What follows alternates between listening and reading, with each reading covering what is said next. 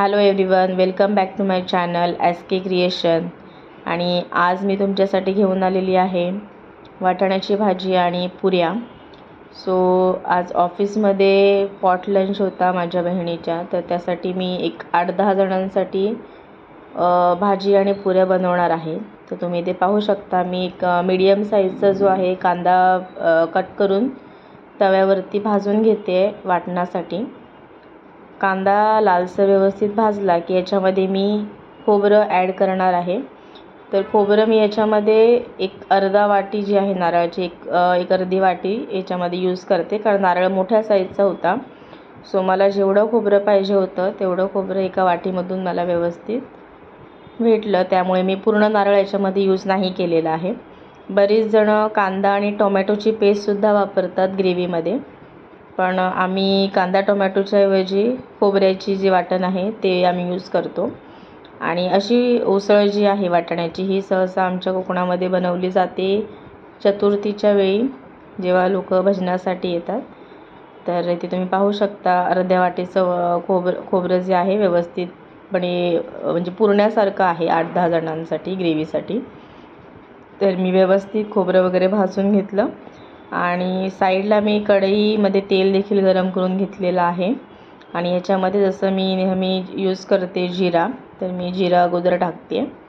यानंतर आपण याच्यामध्ये ॲड करणार आहोत एक 8 ते 10 पाकळ्या लसूण आणि सोबतच कढीपत्ता. कढीपत्ता ऑप्शनल आहे, पण सहसा जसं की आपण बघतो डेली रुटीनमध्ये आपण जेवणामध्ये कढीपत्ता हा यूज करतो. हेल्दी पण असतो आणि टेस्ट पण चांगली येते जेवणाला. सो तुम्ही वापरूही शकता, किंवा जर तुम्हाला नसेल आवडत तर तुम्ही कढीपत्ता जो आहे तो स्किप करू शकता. आणि व्यवस्थित लालसर होईस्तोवर आपल्याला ही लसूण जी आहे ती भाजून घ्यायची आहे. लसूण भाजून झाल्यानंतर आता याच्यामध्ये आपल्याला कांदा ॲड करायचा आहे. तर मी ऑलरेडी वाटणामध्ये पण एक मीडियम साईजचा कांदा घातलेला आणि एक मोठ्या साईजचा कांदा मी आता फोडणीला पण इथे यूज करणार आहे. कांदा देखील आणि टोमॅटोही. सो मी कांदा आणि टोमॅटो जो आहे तो ऑलरेडी कट करून ठेवलेला होता. सो तो मी आता ह्याच्यामध्ये ॲड करते. आणि कांदा व्यवस्थित शिजल्यानंतर आपल्याला याच्यामध्ये टोमॅटो ॲड करायचे. तर जसं की मी कांदा शिजण्यासाठी नेहमी थोडंसं मीठ ॲड करते याच्यामध्ये. तर कांदा आपला शिजण्यासाठी थोडं लवकर हेल्प होईल म्हणून मी याच्यामध्ये अर्धा चमचा जे आहे मीठ ॲड करणार आहे. जसा आपला कांदा थोडासा मऊसर झाल्यासारखा वाटेल आपल्याला, तर लगेच आपण याच्यामध्ये ॲड करणार आहोत टोमॅटो. टोमॅटो मी मीडियम साईजचाच वापरला आहे, बिकॉज कसं की टोमॅटोमुळे थोडासा आंबटपणा पण येतो आणि उसळीमध्ये आंबटपणा तेवढासा चांगला लागत नाही. सो मी मीडियम साईजचा टोमॅटो याच्यामध्ये ॲड करणार आहे. बरेच जणांना प्युरीमध्ये टोमॅटो यूज करायची सवय आहे, पण ते एका टाईमनंतर मग ती आंबटसर जी आहे टेस्ट येते, बिकॉज टोमॅटो जो आहे आंबट असतो. सो आम्ही टोमॅटोची पेस्ट जी आहे ती स्किप करतो आणि सहसा आम्ही खोबऱ्याचाच यूज करतो. टोमॅटो हा ऑप्शनल आहे आमच्यासाठी. आम्ही फक्त फोडणीसाठी एक नावाला टोमॅटो कट करून याच्यामध्ये घालतो. सो तुम्ही पाहू शकता एक मीडियम साईजचा टोमॅटो मी याच्यामध्ये ॲड केलेला आहे. व्यवस्थित टोमॅटो आणि कांदा जो आहे आपल्याला शिजवून घ्यायचा आहे. आणि शिजल्यानंतर आपण याच्यामध्ये मसाले ॲड करणार आहोत. सो जसं नेहमी मी मसाले जे आहे घरगुतीच यूज करते. आमचा जो मालवणी मसाला आहे तो, आणि मालवणी गरम मसाला म्हणजे खडे मसाले याच्यामध्ये असतात तो मसाला.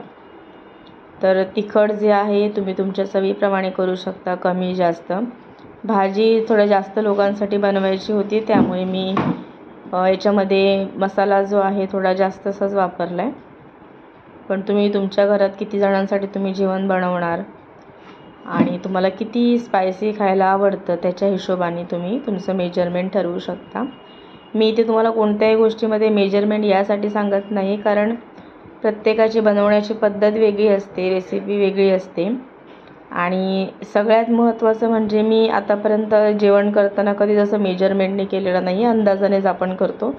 आणि बऱ्याच बायकांना हाताचाच अंदाज असतो, कारण आपण रेग्युलरली किचनमध्ये वावरत असतो, त्यामुळे आपल्याला अंदाज आहे की आपल्याला किती याच्यामध्ये मसाला टाकायचा आहे, मीठ टाकायचं आहे. तर आपण त्याच्या हिशोबाने अंदाजाने ॲड करू शकतो. तिथे तुम्ही पाहू शकता मी एक मोठा चमचा जो आहे तो खडा मसाला ॲड केला आहे आणि एक अडीच चमचा जो आहे तो जो गरम मसाला आहे आपला मिरची वगैरे असते ज्याच्यामध्ये तो ॲड केलेला मालवणी मसाला. आणि ह्याला आता मी व्यवस्थित जे आहे ते एकजीव करून घेणार आहे. तुम्ही पाहू शकता मसाला आपल्याला कांदा आणि टोमॅटोची जी प्युरी आहे याच्यामध्ये व्यवस्थित भाजून घ्यायचं आणि आपण ज्याच्यामध्ये खोबऱ्याचं वाटण केलेलं होतं ते आपण याच्यामध्ये ॲड करून घेऊ. तुम्ही व्यवस्थित खोबरं जे आहे मिक्सरचं हाताने तुम्ही काढून घालू शकता. आता मी याला व्यवस्थित खोबरं आणि मसाला जो आहे हा एकजीव करून 1-2 मिनटाला शिजवून घेईल म्हणजेच मिक्स करून घेईल. थोडंसं तेल सुटलं पाहिजे खोबऱ्याला, म्हणजे आपलं जेवण जे आहे तरी आल्यानंतर, जसं की म्हणतात बरेच मोठे लोक की तरी आलेल्या जेवणाची टेस्ट थोडी चांगली लागते. सो ती तरी तेव्हाच येते जेव्हा आपलं खोबरं तेलामध्ये व्यवस्थित, म्हणजे जे खोबरं म्हणा किंवा आपली जी फोडणी असते ही तेलामध्ये व्यवस्थित शिजते आणि साईडला तेल जेव्हा सुटतं तेव्हा ती तरी येते. सो मी ते व्यवस्थित मिक्स करून घेते सगळ्या गोष्टी चारही साईडने. आणि मला असं वाटलं की थोडासा याच्यामध्ये मसाला जो आहे तो मे बी कमी झाला, किंवा असं म्हणू शकता की मी खोबरं जास्त घातलं याच्यामध्ये त्यामुळे मला असं वाटत असेल. सो मी याच्यामध्ये थोडासा जो आहे मसाला ॲड करणार आहे 1 चमचाभर आणि व्यवस्थित त्याला मिक्स करून पुन्हा एकदा सर्व वाटणामध्ये ॲड करून 2 मिनटं शिजवून घेलेला. जसं आपलं वाटण शिजून रेडी होईल त्याच्यामध्ये आपण वाटाणे जे आहेत मी साईडला मगाशी पाहू शकता कुकरला लावले होते, तर ते थोडेसे जास्त शिजवले मी, कारण वाटाण्याची उसळ जी आहे थोडीशी ओलसर आणि शिजलेली असेल ना की पुऱ्यांसोबत खायला खूप टेस्टी लागते. तर मी अशा प्रकारे वाटाणे उकडून घेतलेले आहेत. माझे थोडे जास्तच उकडले आहेत. तुम्ही थोडंसं 1 शिट्टी कमी केलात तरी चालेल. मी ते 3 शिट्ट्या केल्या आणि मी ऑलरेडी रात्रभर भिजत पण घातले होते वाटाणे, त्यामुळे ते कसे व्यवस्थित शिजले, उकडले पण, आपले मऊ पण झालेले, भिजले पण होते आणि कुकरमध्ये पण 1 शिट्टी जास्त झाल्यामुळे जास्त शिजले ते. सो तुमच्या आवडीप्रमाणे तुम्ही करू शकता, पण ॲक्च्युली जेवढी तुमची वाटाण्याची भाजी शिजते, जास्त जेवढे वाटणे शिजतील तेवढी टेस्टी लागते, कारण त्यातलं जे आतलं सारण असतं हे खायला खूप छान लागतं मसाला वगैरे मिक्स केल्यानंतर. सो तुमच्या आवडीप्रमाणे करू शकता. मी याला 5 ते 7 मिनटांसाठी व्यवस्थित गॅसवरती शिजवून घेईल आणि त्यानंतर आपली भाजी जी आहे ती खाण्यासाठी तयार होणार आहे. सो तुम्ही इथे पाहू शकता एक उकड काढल्यानंतर तुम्ही इथे भाजी जी आहे तुमची ती शिजवून घेऊ शकता. आणि आपली इथे भाजी पाहिलात तुम्ही तर 1-2-3 मिनटानंतर मी पुन्हा एकदा मिक्स करून घेते जेणेकरून खाली लागू नये, कारण थोडी ढवळत राहावे लागते, कारण मी याच्यामध्ये अजिबात पाणी यूज नाही केलेलं आहे. तुम्ही पाहिलं असेलच मी फक्त तेलाचा वापर केला आहे आणि जे भाजीमध्ये पाणी होतं, म्हणजे जी वाटाण्यांचं थोडंसं ओलसरपणा, त्याच्यावरच मी ही भाजी शिजवलेली आहे. कारण जर मी अजून पाणी ॲड केलं असतं तर वाटाणे अजून शिजले असते आणि मग ते एकदमच बोलतात ना पाणी कशी भाजी झाली असती. मला वाटतं एवढी कन्सिस्टन्सी ठीक आहे आपल्याला पुऱ्यांसोबत खाण्यासाठी. आणि इथे ऑलमोस्ट आपली भाजी जी आहे ती तयार झालेली आहे. ही भाजी तुम्ही सर्व करू शकता. मी भाजीला थोडंसं लागू नये यासाठी मी ढवळून घेते आणि पाहू शकता भाजीला कलर देखील छान आलेला आहे. मी याच्यामध्ये एक बटाटा पण ॲड केलेला, थोडासा टेस्ट चांगली लागते म्हणून. तर भाजी आपली तयार झालेली आहे. आणि इथे तुम्ही पाहू शकता मी पीठ जे आहे पुऱ्यांसाठी ऑलरेडी मळून घेतलेलं, त्याचा व्हिडिओ बनवणं शक्य नाही झालं मला, पण तुम्ही पाहू शकता एवढा डो जो आहे मी बनवलेला आहे. आणि आता मी पुऱ्यांसाठी जे आपल्याला चपाती बनवायची आहे म्हणजे कट करण्यासाठी गोल गोल, तर त्यासाठी मी पळपाटावरच चपाती लाटते, कारण ओट्यावरती कागद किंवा प्लास्टिक ठेवून लाटणं मला नाही जमत. सो मी पळपाटावर जेवढ्या साईजची चपाती बनेल त्याच्यामधूनच मी पुऱ्या ज्या आहेत त्या कट करून तळून घेणार आहे. थोडीशी लेंदी प्रोसेस आहे, थोडंसं जास्त काम आहे या सगळ्या गोष्टींमध्ये. पण हां, कुकिंगची आवड असल्यामुळे मला ते सगळे उद्योग करायला आवडतात आणि बऱ्याच बायकांना कुकिंगमध्ये इंटरेस्ट असतो. सो आपल्याला किती काम जड पडलं तरी पण आपण करतोच. सो तुम्ही ते पाहू शकता. माझ्याकडे ॲक्च्युली कट करण्यासाठी जेवढ्या साईजच्या पुऱ्या हव्या होत्या तेवढ्या साईजचं असं काही भांडं नव्हतं, तर मला एका डब्याचं झाकण मिळालं.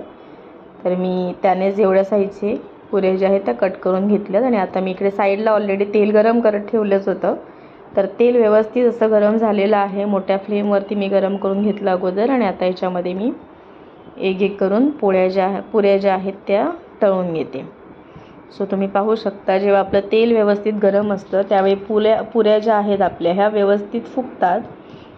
आणि तुम्ही थोडंसं याला फिरवत राहा पुऱ्यांना, जेणेकरून वरची जी कच्ची बाजू आहे त्याला देखील तेलामध्ये डीप केल्यामुळे थोडंसं भाजण्यासाठी लवकर हेल्प होते.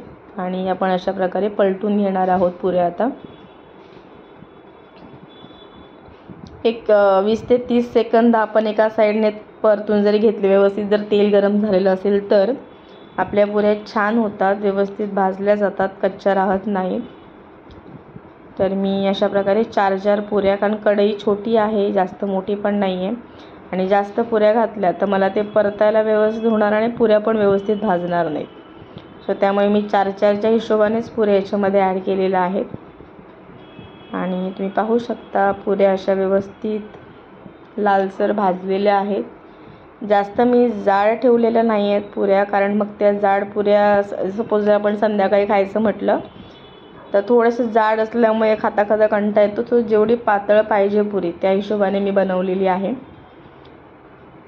तुम्हाला जर हवं असेल तर तुम्ही याच्यामध्ये अजून थोडंसं भाजू शकता. मला असं वाटतं की व्यवस्थित भाजली आहे पुरी, त्यामुळे मी काढून घेतलेल्या आहेत पुऱ्या. आणि आता मी तुम्हाला जी भाजी केलेली आहे ती मी तुम्हाला सर्व करून दाखवते, कशा प्रकारे आपली भाजी बनली आहे ती. सो इथे एका प्लेटमध्ये मी गरम गरम भाजी सर्व करते आहे. तुम्ही ही रेसिपी नक्की ट्राय करा, खूप छान भाजी लागते. आणि जर कधी ट्राय केलात तर तुम्ही नक्की मला कमेंटमध्ये सांगू शकता. आणि जर काही सजेशन्स असतील मला रेसिपी बनवताना माझ्या बोलण्यामध्ये किंवा तुमच्यापर्यंत पोचवण्यामध्ये जे व्हिडिओ आहेत मी पोचवते त्याच्यामध्ये जर काही मला अपडेट करायचं असेल तर नक्की सांगा. आणि पुऱ्या तुम्ही पाहू शकता इथे मी व्यवस्थित ठेवल्यात.